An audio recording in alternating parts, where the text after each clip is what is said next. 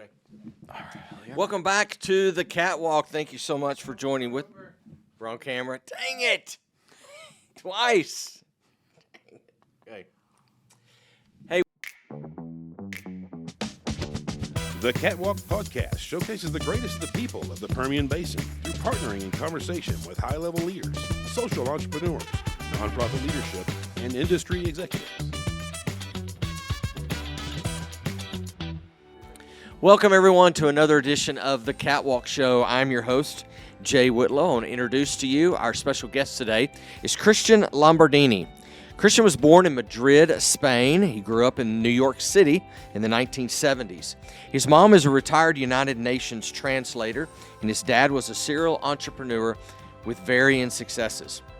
Leveraging years of experience in leadership and management with exceptional interpersonal skills and insights to help individuals and teams increase performance and reduce costly turnover, Christian founded and is the host of the Oilfield Leader podcast. It is a vision of highlighting the best of the best when it comes to the oilfield industry. In addition, Christian has a background in finance, education, facilities management, municipal water treatment, as well as chemical applications for oil wells, frac units, and water treatment. He is an author, a speaker, a coach, and a trainer. His wife is a tenured professor at UTPB and is the head of undergrad and grad programs in Spanish languages and literature. Their son is 8 and learns at a local bilingual school.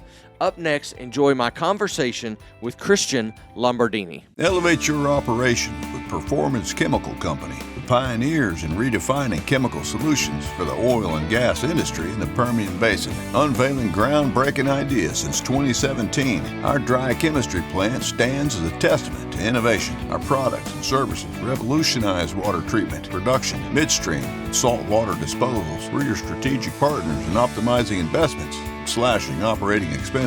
Performance Chemical Company. How you get there matters.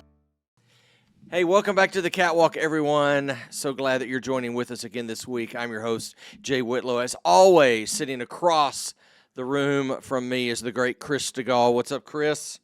Not a lot. How are you? I'm doing well. You doing good? Any wrecks? No. I actually saw one this morning. Oh, really? The same intersection? Same intersection, but this one, the lady was like hauling tail through the intersection, red in the red light, hit a truck and drove up on top of another truck. You're kidding me. No, it was wild. Anybody and traffic hurt? The ambulance was taking her away, so I don't know what happened. Oh, my goodness.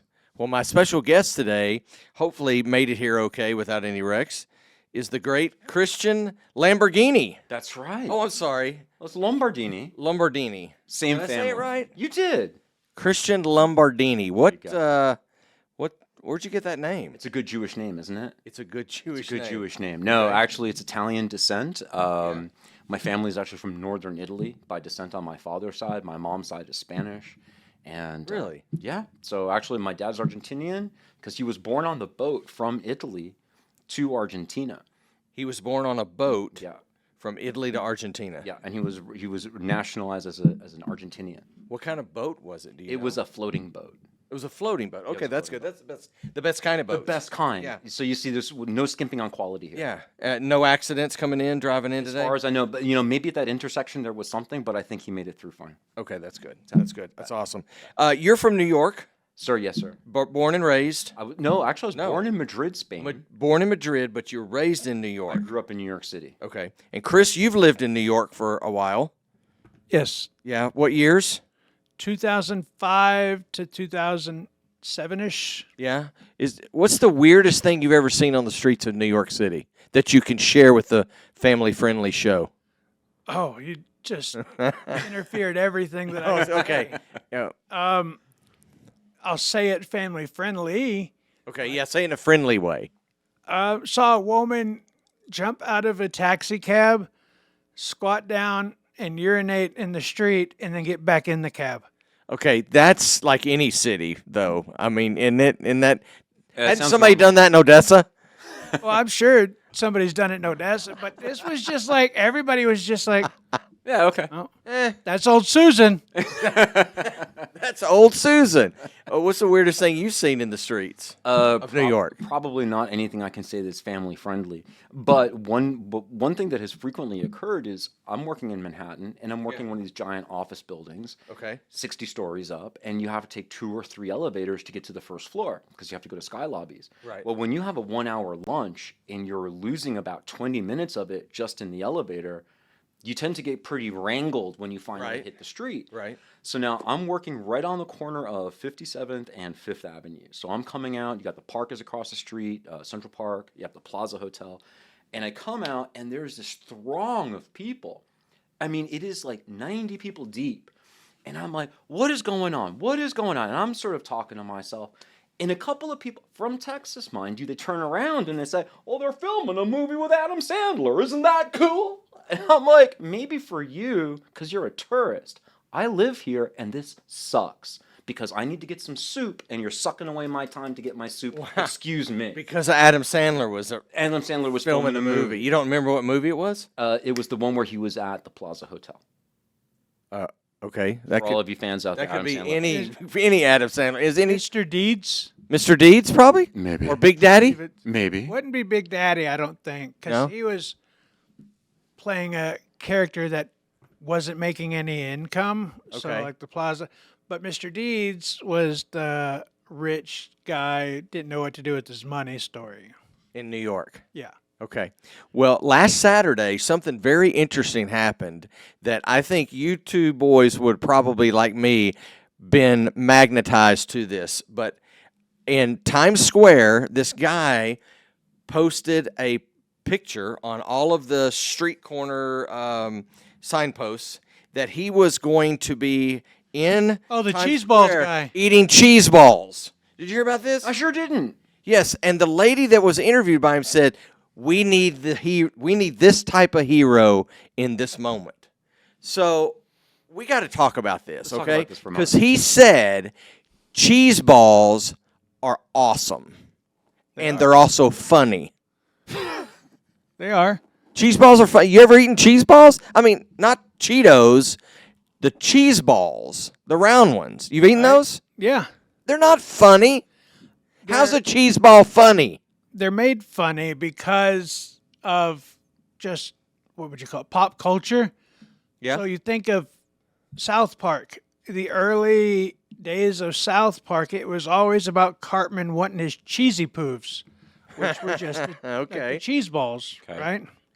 So that's just where, and watching a guy eating a tub of cheese balls is just funny. And the fact that he is a gluten allergy Yeah. Makes it even more almost interesting. got sick Yes. eating the cheese balls. Yes. Now that's the question that I want to ask you. Number one, would you take time out of your schedule to go to downtown New York if you're working or just hanging out with your family to watch a guy eat a jar of cheese balls and then two, Yes, I get would. sick? Oh, yes. If What's the draw?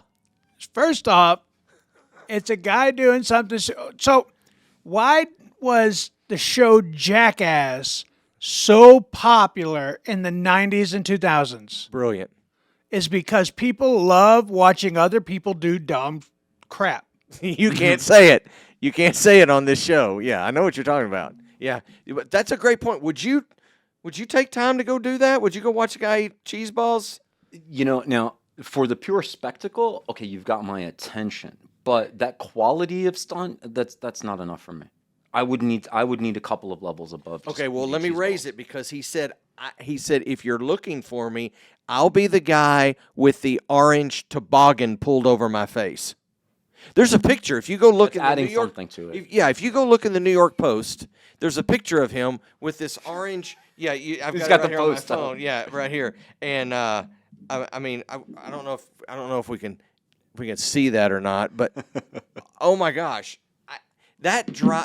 when I read that, I thought, first off, who goes to see that? Right. But secondly, I put him up there with Joey Chestnut.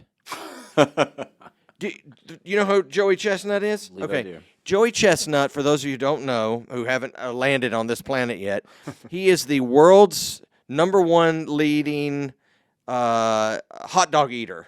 And he also eats other stuff. But every 4th of July, he's always eating these hot dogs, right? So my question is, real quick, before we get to know more about you, Mr. Lamborghini, is Joey Chestnut an athlete? I would think that depending on the sanctions of the event, and that he probably does need to engage in some kind of training. True. I would say he's crossing the line into athlete territory. That's a tough one. Like, what is an athlete? Someone who trains. Okay. So Competes. a piano player is an Competes. athlete? So a piano player is an athlete? Is a race car driver an athlete? See, that's where I'm asking. Like, what is Question. So what is Come on, he's eating hot dogs. Well, I want to call him an athlete. Like, I want to be able to call him an athlete, but we have to you establish can't. what is an athlete. Yeah. Right? So because if I say, yeah, he trains, he has to prepare, and he's competing, but then also a piano player or whatever He is trains. an athlete, And right? competes. A Pinewood Derby racer is an athlete, right? Yeah. So, Yeah. but I think Joey Chestnut is an athlete, and I'm a big fan of Joey Chestnut. Yeah. And then they've added the lemonade chugging, so big chugs. Into him. Well, we have pushed the line Wow. today already. Already. I'm on nervous. this. I think I Yes. should leave. It might be just because you're here. So I hope not. But you're right, because every time he's competing, he's dipping the hot dog and the bun into lemonade or water, and it's digesting that bun or whatever, and he's sliding those hot dogs. It's just the grossest thing. But I think he is an athlete. I would probably put him in that. I don't know if Cheeseball Guy would be considered an athlete. No, I mean if you ran a marathon once, does that make you a marathon runner? I mean, it's not like Joey Chestnut, right? Great I question. mean, this man is dedicated to his craft. I Yeah. think there's no two ways about that. What are you dedicated to? That's what we want to get to know today. I'm Born in Madrid, yes, lived in New York. yes. Your bio said Ford told you to drop dead. What does that mean? Oh, because I'm old, and so You're not my old. No, well, we're drifting there, right? Yeah. No, but I'm so old. I was actually born in the 1970s, Right? and the Ford administration was around at the same time. Actually, Vietnam was still going on when I was born, right at the tail end. Right. And New York City was experiencing a very hard financial crisis and had requested emergency assistance from the federal government. And the response, as posted in the New York Post, was Right. Ford to New York City, drop dead. And that was the response. That's crazy. It was, and it wasn't a good time either in the city. I remember very little of the zeitgeist of the time. I remember very much about being a child and being a kid, but in terms of what the vibe was like in the 70s, I can tell you it was almost like grim. It was Really? yeah, it was grayish. That was the overall feeling that I got because there was an economic malaise. There were a lot of people out of work. There was a feeling of not. There was a slight feeling of hopelessness in the Really? city. Yeah, because Were you in the city a lot, or did you live outside the city? And I grew up in New York City proper, but not in Manhattan, because New York Yeah, City is yeah. the 5 boroughs. So you've got Queens, the Bronx, Brooklyn, Staten Island, and Manhattan. Okay. And I grew up in Queens, but when I was old enough to move, I moved to Manhattan. So moved to Manhattan, Yeah, so I and that's lived where in you Manhattan. worked downtown, Yes, that's where I where you worked in talked about. Okay. Were you an only child? no, I've got 2 younger brothers. Two younger brothers. Yeah. Tell me about life, because you had a mom that was at the UN. Yeah, And sure. your dad was an entrepreneur guy. Yeah. What was that like growing up? It was very interesting, right? Especially at the beginning when I was growing up. See, both of my parents were immigrants, and so they did the best that they could, and they secured, really good jobs for the time. They were both working for airlines, and For airlines. yeah, So in the 70s, that would have been what, Braniff? Was that a big airline? That was back a big. then? It was Okay, a big airline. Braniff was back then. one. Yeah. And then what did they do? Pan American. Pan American, yeah, right? yeah, dude? yeah. And my dad would tell me these stories when I was older, 16, 17. He would say, yeah, I would go on a Friday and I would go to the airport and I would ask if there were any seats that were available standby. And if there were, I would hop on the plane and fly to London. I'd buy shirts and I'd come back. And then my dad said, but you know what? I wouldn't try the shirts on. I would try them on at home, and if they didn't fit, I'd go back to London the next weekend And exchange them. and exchange them. So he kind of like, what's that cat that was flying on Pan Am? Oh, yeah, yeah, back that cat then? from What was that UTPB. guy's name? Chris? Abernat, Frank Frank Abagnale. Yeah. Frank Abagnale. Sorry, I was trying to get my. Yeah, I couldn't think of who that person was, but that reminded me of him because he flew Pan Am, Right. and he was jumping on the seats airplanes. and airplanes and stuff like that. But it was kind of the same time frame, wasn't it? It was the exact same time frame, but Yeah. fortunately back then it was a very simple system. If there was 200 seats on the airplane and there was only 150 people, there's 50 open seats. If you worked for the airline, you could just show up and be like, You could tag on. you could just tag on. Yeah. You're not allowed to do that today, but back then that's how simple it really was, and that's what my dad. He took advantage of that quite well. Wow, that's cool. Okay, so you grew up in New York City. You probably have a ton of stories you've seen. Your eyes have probably seen a lot Oh, heck from yeah. New York City. Oh, yeah. So once you got into, you were older, you moved to where? Where did you leave New York to go to? Holy shoot, that is a really great question. When I left New York, where did I go? That's a great question because I've lived all over the United States, but I think when I left New York, I went to Florida. Okay. That was in the early 90s. Yes, it was in the early 90s. Okay, in the early 90s. What Yeah. did you do there? Now, that's fascinating because, again, my dad was a serial entrepreneur. So my dad had opened the very first dollar store or one price store in Argentina. Really? Yeah, that concept had not existed there. And so, of A course, dollar store type had not existed in Argentina. And No. your dad opened that store. he opened the first Wow. one. So my younger brother, Martin, and I, we were in charge of the business in Miami. And that's what we did is we would go to the showrooms. We would buy all the supplies, the soap, the toys, the gloves. Right. My dad would send us a fax, right? That's again how old it is, right? He'd send us Yeah. a fax once or twice a week saying, I need this, I need this, I need that. My brother and I would go, we would order it.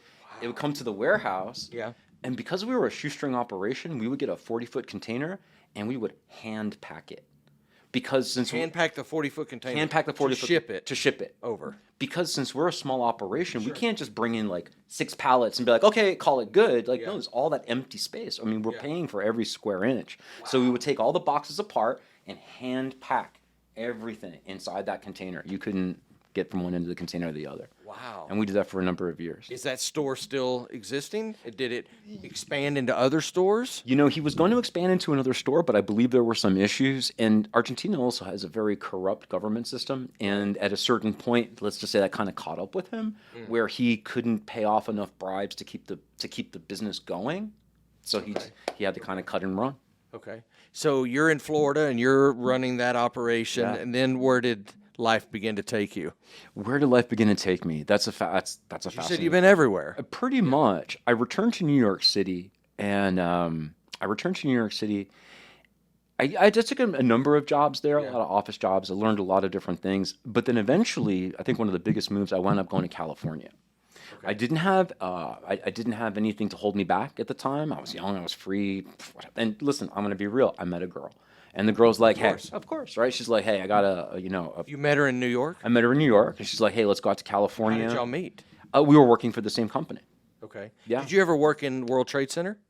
No, I had been to the never World worked Trade in Center many times, but I had never actually worked there. Okay. Yeah. All right. So you met her in New York, and how did y'all meet?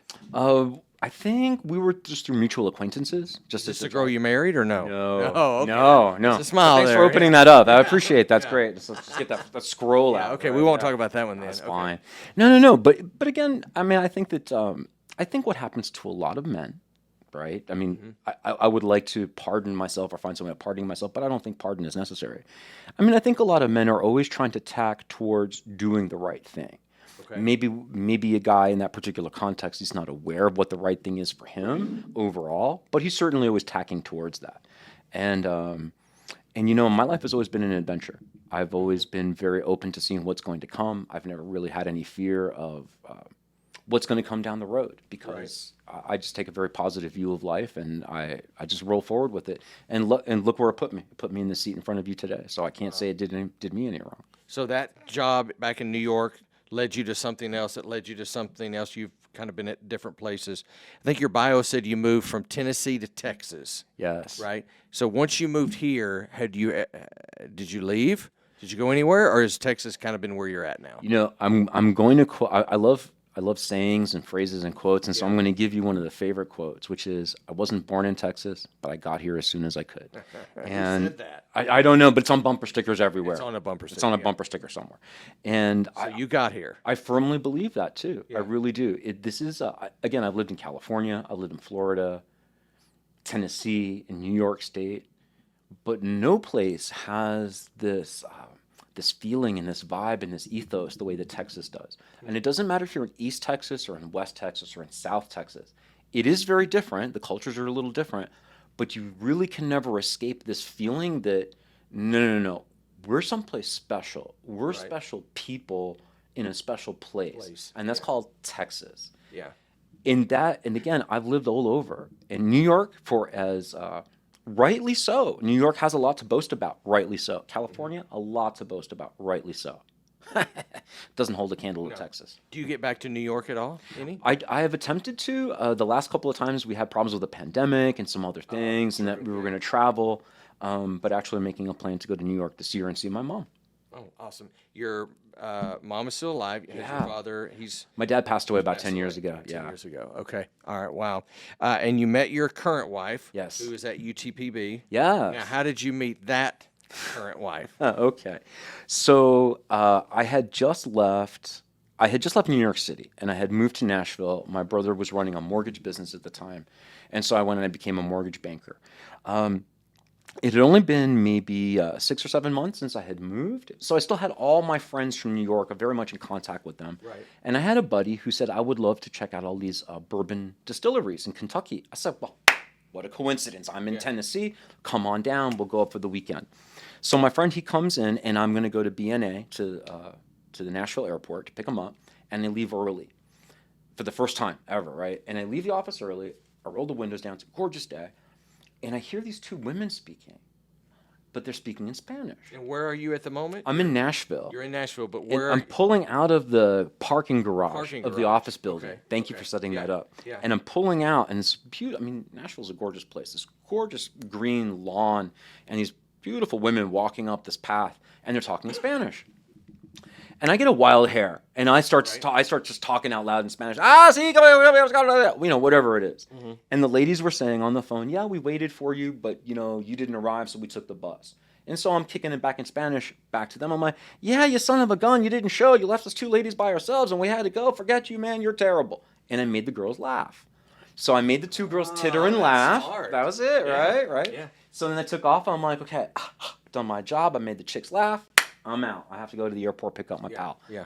And I turn around, and I'm like, that skinny one, like, if I don't turn around and talk to her, I will have no idea what I might miss. And I made the most illegal turn in the history of U-turns. And I went back. Made an illegal U-turn. The most illegal U-turn in the history of illegal U-turn. To go back and meet her. To go back and meet her. And I rolled up on them, and I think that both of them were like a little shocked because also I was in a really good mood that day because I'm picking up my friend. So I'm wearing this like black shirt, like this black button-down shirt with flames coming out, and the buttons are dice.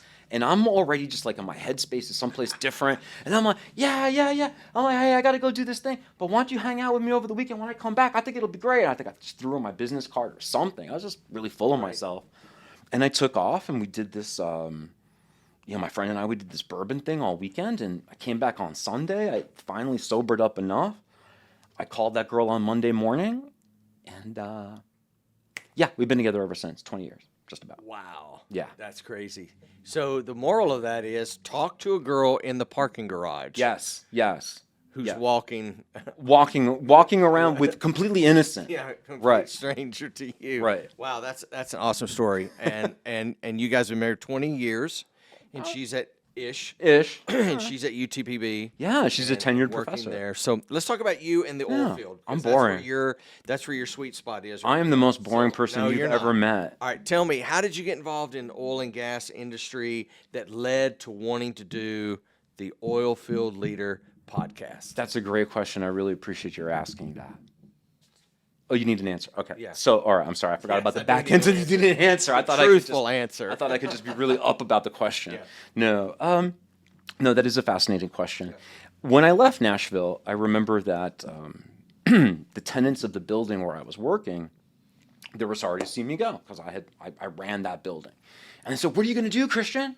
And I said, "I'm going to Texas, and I'm going to get me some of that oil money." And everybody was like, "Whoa, oh!" They're all very, very impressed.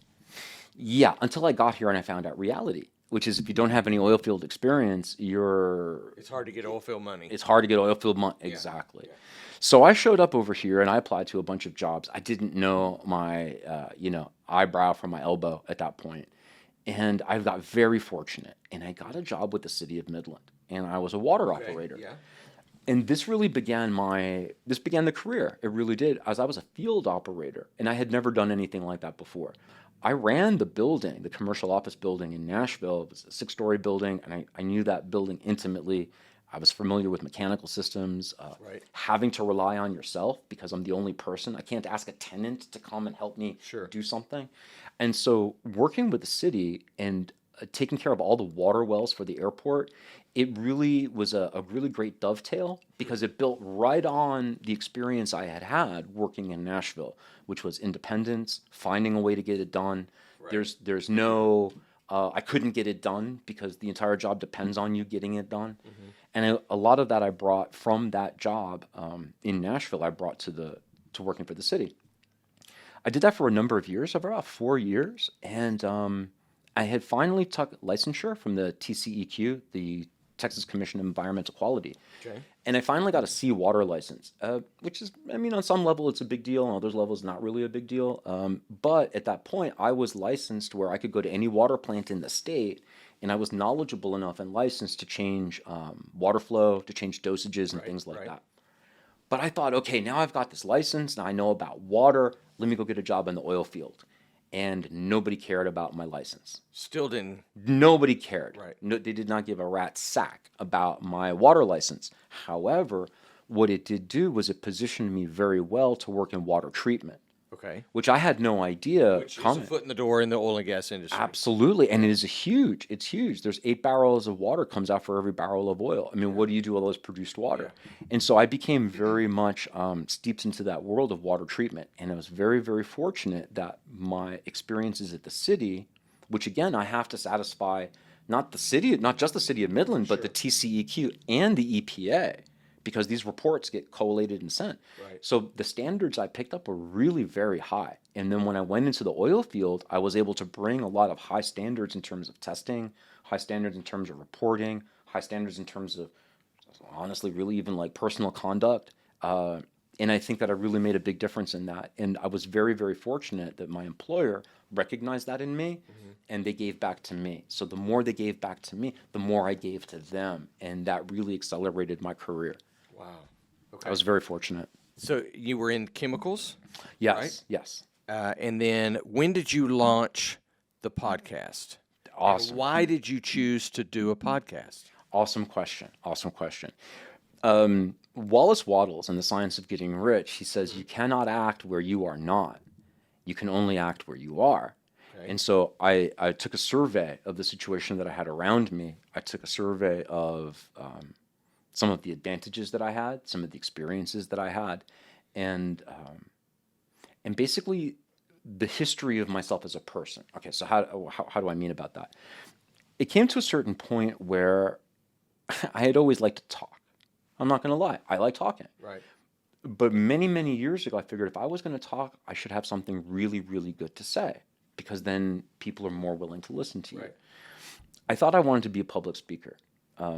And I still have not abandoned this idea. As a matter of fact, I was still very much a part of my current career trajectory. Right. However, I decided that I didn't want to wait for other people to give me an opportunity to speak.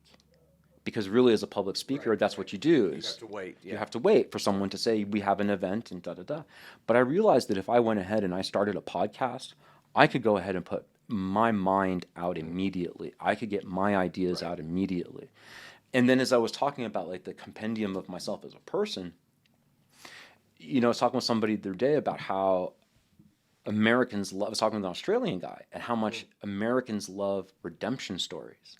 And I say, no, it's in the American ethos. Second acts, right? A second act, a reinvention of yourself, and a redemption story. So these are 3 American classic myths. Sellable. Very sellable, all day and twice on Sunday, right? And I very much see my life in that arc as well. I'm not even going to lie, because let's just say if I was a surgeon and I had gone to school to be a surgeon, well, my career arc you could see very well as a surgeon. If I was an astronaut or a physicist, you could see very well. I have done so many different things over the course of my life. I've had so many experiences. I've seen and learned so much. I've touched so many people that if I didn't actually create this podcast to begin to give back everything I've collected over the years, it's really the only thing that sews up everything of my life, honestly. So why hold all of that in? Use it as an opportunity to share knowledge and wisdom with other people, but lead in that rather than wait for somebody to invite. Exactly. Kind of like that. Okay. So out of all the different hats that you've worn, right, because we've covered some of those and some of them that we haven't, what is one thing you've learned the most about yourself in all of those avenues to where you are now? What's one of those things you've learned the most about you? That's a fascinating question. Gosh darn it, that's a fascinating question. And it's fascinating. And the reason why is because that's something that it's not something that happened a while ago. Mm-hmm. It's something that's ongoing. And it's something that even as of a few days ago. What I've learned about myself is that I can 100% fully trust myself. I don't need to second guess what I think I'm going to do. Because a lot of times we think, well, I could do X. Well, how is X going to be received? It could be like this, it could be received that way, it could go this way, it could go that way. But after a while, you also wind up with analysis paralysis, right? Right. And I think that we probably discussed something about this previously, right? Which is there are rules and there are guidelines and there's tax, right? That most people should follow. Okay, we're going to check box. But sometimes at the end, when you check all the boxes, you're still not going to get the prize, even though you've checked all the boxes, because life is not fair, right? Life is inherently not fair. Right. However, I found that by creating my own list and checking my own boxes, that has just an equally good reception as if I was checking off someone else's boxes. And so that's something that I'm coming to learn really more about myself, is not to second guess myself. When I've done something, I know that work is good. Part of the problem, much like an artist, say, you're familiar with Roy Lichtenstein? No. Okay, well, he's a guy from the 60s or the 70s as well, but he used to do like these massive canvases, but they were in the style of comic books. So like, the comic books are pixelated, right? The dots? Yeah. Okay, so Lichtenstein would do these huge things, and I would see them in the Guggenheim in New York City, and you see these giant, look like torn out of a comic book. Okay. And you walk up to it, and you can see the dot, the blue dot, and you see the pencil mark underneath. Really? And you're like, man, that is the art. Like you're seeing the physical work and the art, right? Right. You see one thing from one distance, but you see something different from another distance. And Wow, that's a great point. Seeing things from a different perspective, even though it's the same thing. Yeah. It's the same thing. But Wow. it gives a really tremendous appreciation because you get to see the man's physical hand. Now, how does this tie back? It ties back because but let's actually take the same thing, because I think on some levels you and I are equal in the sense that we take a survey of what's around us. I say, I can do this, I can do that. I will not do this, I will not do that. But you know what I will do? I will do this. And you've gone forward and you've done it, and you find people very, very receptive because you're also very good. You're a man of honesty, integrity, of good cheer, and you provide value. And so do you not find that people sort of clear a way for you to let you do what you want to do? I think that's a great point. There are some that do, but there are some that are taken back by that. Jealousy. I wish I could do that. I wish I had that skill set. But I've always thought, kind of in a roundabout way, back to this, of what my skill set is. I think when you've been given something, whatever it is, let's say, somebody's gifted in speaking or gifted in math. If you've been given something, you have a responsibility to do something with that. I mean, I look at it this way. God did not make this table, but he made the tree. It's my responsibility to take that tree and turn it into a table. Right? That's the responsibility that I have. If I'm not using my gifts, if I'm just, oh, you know what? I don't want to do that. If that's not sexy, that's not going to get me a lot of money. I'm not going to be famous for it. If I'm not using that, then I'm not who I fully have been designed to become or to be. And so I think that goes back to that painting you were talking about. So looking at it, it's like people look at me at one way, but if they do a deep dive, if they get to know me, they're going to see the artwork. They're going to see the shirt. They're going to see the hard times, the struggles, the failures. They're going to see that in all things, even though they're looking at what they perceive to be this polished product, right? So I want to go back to the oil field and the oil field leader podcast.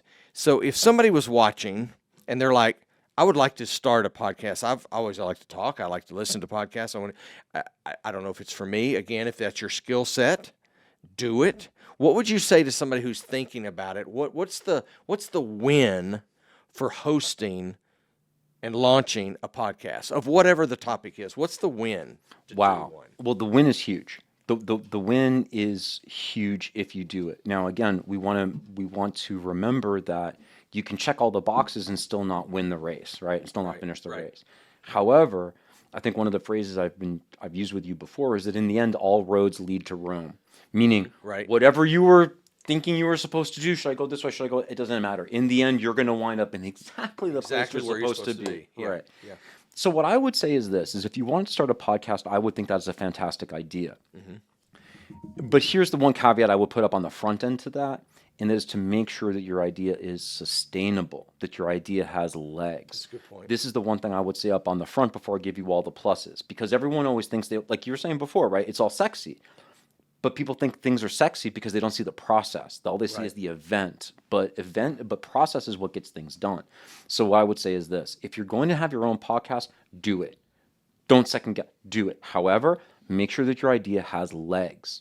Make sure it's something that if you are going to walk away, someone else could pick it up and keep going. That's a point. That's a criteria for, is your podcast or your idea really, really worth it? Getting together with your friends and having some drinks and talking about topics of the day, baller, 1000% baller. You don't expect to go more than 9 episodes, right? Like for example, right? Because that just is not sustainable. So I can answer your question, but let me flip back by giving patterning it off of myself. So I created the Oilfield Leader podcast for a few reasons, and this is for reasons that anyone could employ. Number one, I have now auto-created my own credibility in the niche that I have created. Right? Yeah, that didn't exist prior, so now I have done that. I am now also finding a niche and an avenue to get out whatever kind of content I want to get out, but tailored within or couching it within the Oilfield Leader. Everything I discuss, everything that's of interest to me, perfectly fits within the Oilfield Leader, because work is not separate from life, right? You have problems with your wife at home, you have problems with your wife at work. Like there's no separation. Right. Yeah. So that's why I have no compunction whatsoever about folding in everything that I'm aware of, everything that I know, all of my experiences into the oil field, because we're all human beings who work in the oil field. We're all human beings that experience the same kinds of things, just the environment's very extreme. Wow. Can you fold a fitted sheet? Yes, I can. Without any help? Yes. Really? Yes, but I have secret. What's the secret? I've worked in several stores. I know the tricks. I know how the tricks. Yeah. Is there a song that you'll never forget the lyrics to? Mountain Song by Jane's Addiction.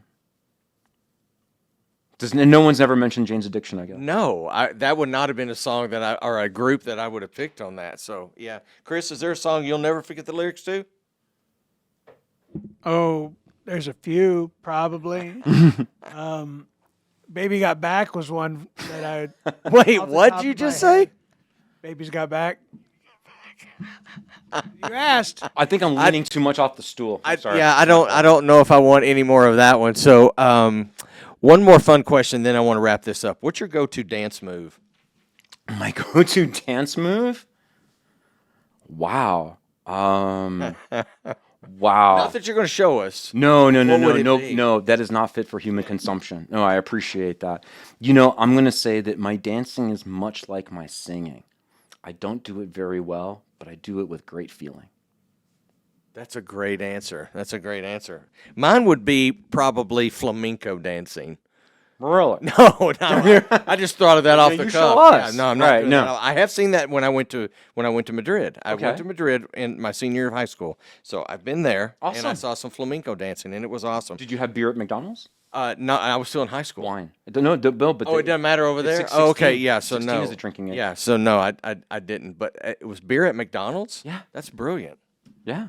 All right, last two questions. I want to wrap this up. Thank you for your time. I really appreciate it. I appreciate your friendship. Appreciate what you are doing on the Oilfield Leader podcast and the industry. I think it's great. I can learn so much from you. Please, brother. Who speaks into your life? Who do you allow to sit at your table? Oh, I love that question. It's funny. It's very open and very selective at the same time. Okay? Yeah. So everyone is my teacher. Everyone. I learn from everybody, whether it's good, bad, mannerisms, this, that. It doesn't matter. I don't try to close myself off from the experience of living and people. So everyone inspires and feeds me. But who do I listen to? I listen to the Lord. It's really weird. Yeah. And sometimes, and I'm talking with my brother Martin about this, and we're talking about meditation.